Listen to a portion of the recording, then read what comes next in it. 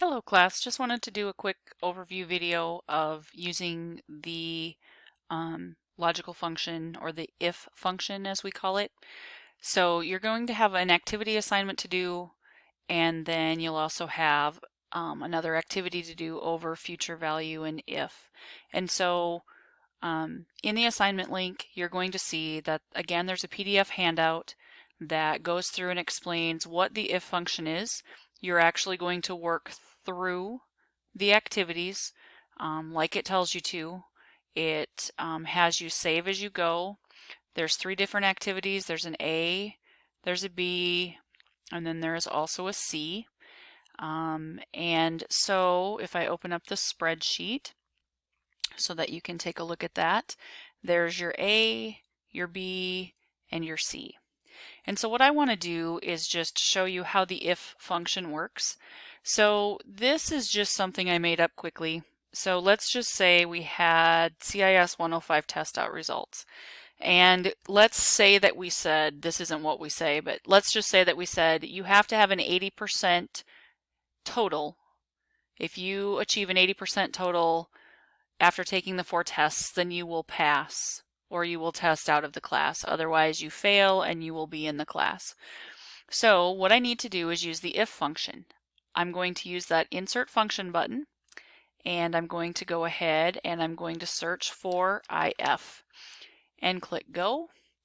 And the if statement is a logical statement, and so you would find it under the logical category. I'm just going to go ahead and click OK. What an if statement does is it checks a condition. If the condition is met, then it's going to apply whatever you have assigned to it if it's true. If it's false, it will apply whatever you've assigned to it if it's false. So in this case, what is my logical test? Well, my logical test is if cell F3 is greater than, we said 80%.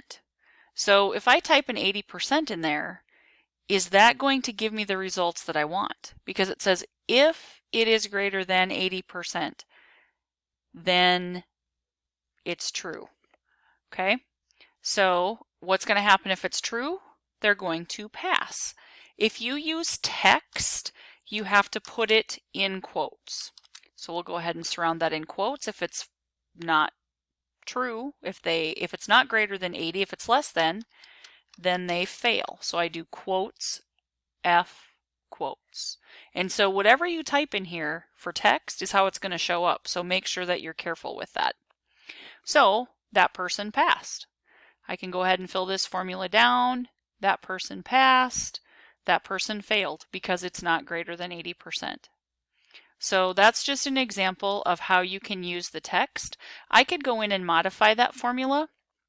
I could go back in here if I didn't want it to say P. If I wanted it to say pass, I could type in pass, or I can type in fail, and it will give me whatever. Whoops, I apologize. I didn't fill that down, did I?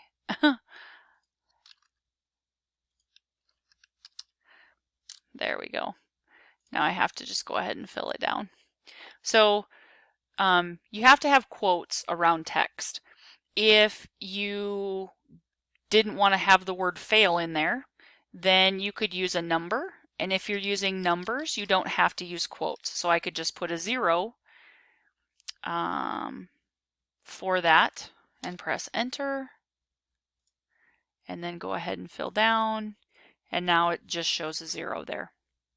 So that's just an overview of how the if function works. Again, just remember that if you want to use that if function, click on the insert function button, go find your if function, and then you will fill in the cell names that you need to and the variables that you need to as well.